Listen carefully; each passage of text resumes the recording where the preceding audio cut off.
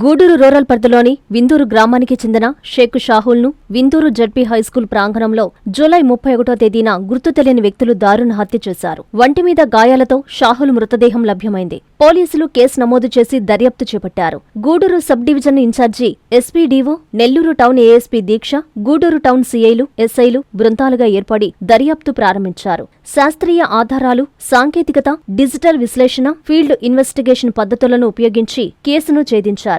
ఈ సందర్భంగా పోలీసులు మీడియా సమావేశం ఏర్పాటు చేసి నిందితులను మీడియా ముందు ప్రవేశపెట్టి వివరాలు వెల్లడించారు. షాహుల్ నిత్యం మద్యం మత్తులో అందరినీ దూషిస్తూ ఉండేవాడు. 31వ తేదీ రాత్రి యథావిధిగా మద్యం మత్తులో ఒంటరిగా ఉండడం చూసి నిందితులు మాట కలిపారు. మాటా పెరిగి వారి మధ్య వాగ్వాదం చోటు చేసుకుంది. దీంతో నిందితులు ఫ్లెక్స్ అంటించే బ్లేడ్తో షాహుల్ గొంతు కోసి హత్య చేశారు. గూడూరు రూరల్ పోలీస్ స్టేషన్ పరిధిలో 1వ తారీఖు విందూరు గ్రామంలో జడ్పీ స్కూల్ పైభాగంలో ఒక హత్య కేసు నమోదు కావడం జరిగింది. అందులో షాహుల్ అనే వ్యక్తిని అత్యంత దారుణంగా గొంతు కోసి ఒంటి మీద తీవ్ర గాయాలు కలగజేసి చంపడం జరిగింది. ఈ కేసులో మా నెల్లూరు జిల్లా SP doctor Ajitha Vejandla IPS గారి పర్యవేక్షణలో Gudur sub divisional police officer incharge Nellore town SDPO గారైన ఏఎస్పీ దీక్ష ఐపీఎస్ గారు మరియు గూడూరు సబ్ డివిజన్లోని సిఐలు, ఎస్ఐలు అందరినీ క్రైమ్ సిబ్బందిని టీములుగా ఏర్పరిచి ఈ కేసు విచారణకై సూచనలు ఇవ్వడం జరిగింది ఎస్పీ గారి ఆధ్వర్యంలో. ఈ కేసు జరిగినప్పుడు ఈ వ్యక్తి గురించి, మృతుడి గురించి కానీ, అక్కడ హత్యకు సంబంధించిన కారణాలు కానీ, ఎటువంటి క్లూ కూడా మనకి ఎక్కడా కూడా నేరస్థలం నుంచి కానీ ఏమీ దొరకలేదు. మృతుడిని ఎందుకు చంపారు లేదా శత్రుత్వం కానీ ఎటువంటి కారణాలు కూడా కుటుంబం వైపు నుంచి కూడా చూపించలేదు. మనకి ఈ కేసు విచారణలో భాగంగా కొన్ని ముఖ్యమైన అంశాలని వాళ్ళ కుటుంబ సభ్యుల నుంచి, ఊర్లో నుంచి, ప్రధానంగా క్రైమ్ టీములుగా ఏర్పరిచి ఊర్లో వచ్చే రూమర్స్ నుంచి కొంత ఇన్ఫర్మేషన్ గ్యాదర్ చేయటం, సీసీ ఫుటేజీల నుంచి కొంత ఇన్ఫర్మేషన్ గ్యాదర్ చేయటం, అట్లా 3 రోజులు విశ్రాంతి అనేది లేకుండా కష్టపడి పనిచేయడం జరిగింది. ఈ విచారణలో వెలుగులోకి వచ్చిన అంశాల్లో ప్రధానమైనవి డిసీజ్డ్ మృతుడు ఎవరైతే షాహుల్ ఉన్నాడో ఇతను వాళ్ళ బ్రదర్తో పాటుగా కలిసి సెంటరింగ్ పని చేస్తూ ఉంటాడు, అలాగే వెల్డింగ్ పనికి వెళ్తూ ఉంటాడు. ఇతను బాగా డ్రంక్ అడిక్ట్ అయిపోయి ఉండి పనికి కూడా వెళ్లకుండా కొంతకాలం సెంటరింగ్ పనికి వెళ్తే మానేస్తూ, కొంతకాలం వెల్డింగ్ పనికి వెళ్ళి మానేస్తూ, అతనికి డబ్బులు ఎక్కడ వస్తే అక్కడ పనికి వెళ్తాడు.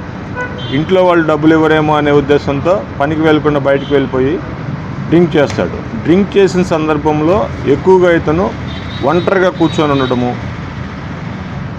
తిడుతూ ఉండడము, బట్టలు విప్పదీసి కొంచెం అసభ్యకరంగా ప్రవర్తిస్తూ ఉండడము, ప్రతి ఒక్కళ్ళు చెప్పిన కారణాలు ఉన్నాయి.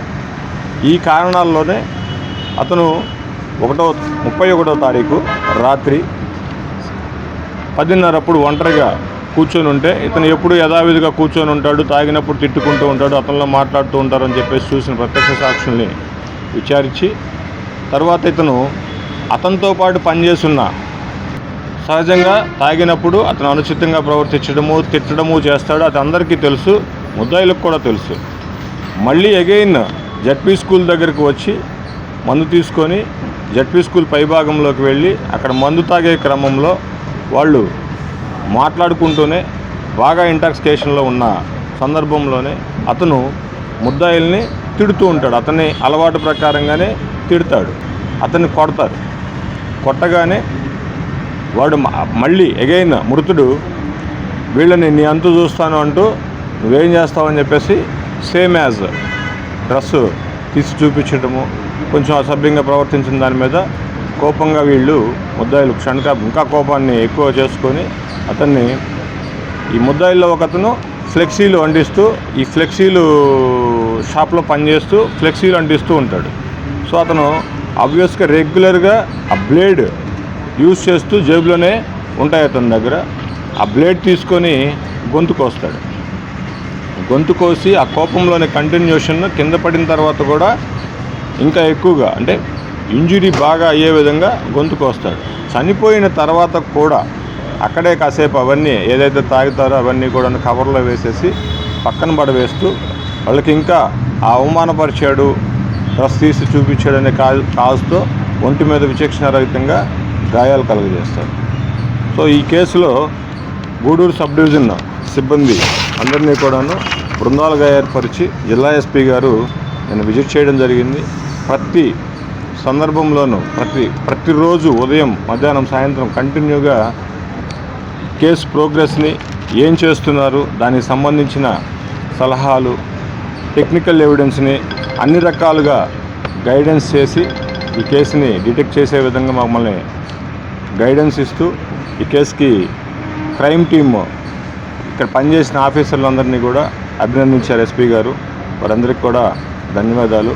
దీక్ష ఐపీఎస్ మేడం గారు కంటిన్యూగా రాత్రంతా కూడాను ముందు రోజు నైట్ రౌండ్స్ తిరుగుతూ ఇక్కడికి వచ్చి కేసు వివరాలన్నీ కూడా తెలుసుకొని నిన్న కూడాను ఎంటైర్ నైట్ కంటిన్యూగా మొత్తం ఏమేం పాసిబిలిటీస్ ఉన్నాయి ఎట్లా అనేది మొత్తం క్యాలిక్యులేషన్స్ చేసి గైడ్ చేయడం జరిగింది. ఈ కేసులో ఒక చిన్న మనవి, మనం కొన్ని సీసీ కెమెరాలు పెట్టున్నాము, కొన్ని చోట్ల సీసీ కెమెరాలు పెడుతున్నారు. ఆ పెట్టే దగ్గర కూడా ఇంతకుముందు కూడా ప్రతి చోట చెప్తున్నాం మనము, ఆ సీసీ కెమెరా పెట్టే దగ్గర కొంచెం రోడ్డు కవర్ అయ్యే విధంగా. ఇదే విందూరులో ఒక షాప్లో సీసీ కెమెరాలు ఉంటాయి, డిస్ప్లే అవుతూ ఉంటుంది, సేవ్ అవ్వదు. సో అట్లాంటి చిన్న చిన్న మిస్టేక్స్ ఏమన్నా వచ్చినప్పుడు వాటిని రెక్టిఫై చేసుకోవటం వల్ల, సీసీ కెమెరాలు పెట్టడం వల్ల వీళ్ళ ఏదన్నా మూమెంట్ ఉన్నప్పుడు మనకి ఇట్లాంటివి ఏదైనా జరిగినప్పుడు కూడా చక్కగా తెలుసుకోవడానికి అవకాశం ఉంటుంది.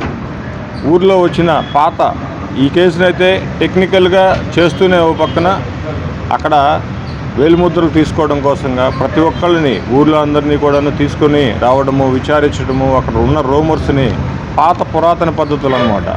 పోలీస్ ఊర్లోకి వెళ్ళి టెక్నికల్ ఇన్ఫర్మేషన్ వచ్చే వరకు వేచి చూడకుండానే కంటిన్యూ ఊర్లో ఉండే రూమర్స్ని బేస్ చేసుకొని ఈ కేసుని చేయడం జరిగింది. ఈ కేసులో ముద్దాయిలైన దారా మహేంద్ర, పోలిపాటి కామేష్, కాకి వెంకటేశ్వర్లు అనే వీళ్ళ ముగ్గురిని కూడా ఈరోజు అరెస్ట్ చేయడం జరిగింది. ఈ మిగతా సీజర్ ప్రాసెస్ అన్నీ కూడా కంప్లీట్ చేసుకొని రిమాండ్ పెట్టడం జరుగుతుంది. ఎన్ఎల్ హాస్పిటల్స్ అత్యుత్తమ వైద్య సేవలు సామాన్యులకు అందుబాటులో. అపార అనుభవం గల వైద్య నిపుణులు doctor Nagendra Prasad Kulari, managing director, గుండె వ్యాధి వైద్య నిపుణులు గారి ఆధ్వర్యంలో cardiology, neurology, surgical gastroenterology, orthopaedic, ప్రసూతి మరియు గైనకాలజీ, పల్మనాలజీ, జనరల్ మెడిసిన్ మరెన్నో పలు విభాగాల వైద్య సేవలు. అత్యాధునిక ఎక్విప్మెంట్ గల ఐసీయూ, ఆపరేషన్ థియేటర్, క్యాథ్లా, 24/7 ఎమర్జెన్సీ మరియు క్రిటికల్ కేర్, అడ్వాన్స్డ్ మిషనరీ గల ల్యాబ్, సిటీ స్కాన్, ఎక్స్రే, అన్ని కంపెనీల హెల్త్ ఇన్సూరెన్స్ సౌకర్యం కలదు. అందరికీ అందుబాటులో అత్యాధునిక వైద్య సేవలు అతి తక్కువ ఖర్చులో. ఎన్ఎల్ హాస్పిటల్స్, పివిఆర్ కళ్యాణ మండపం ఎదురుగా, అన్నమయ్య సర్కిల్ దగ్గర, మాగుంట లేఅవుట్, నెల్లూరు.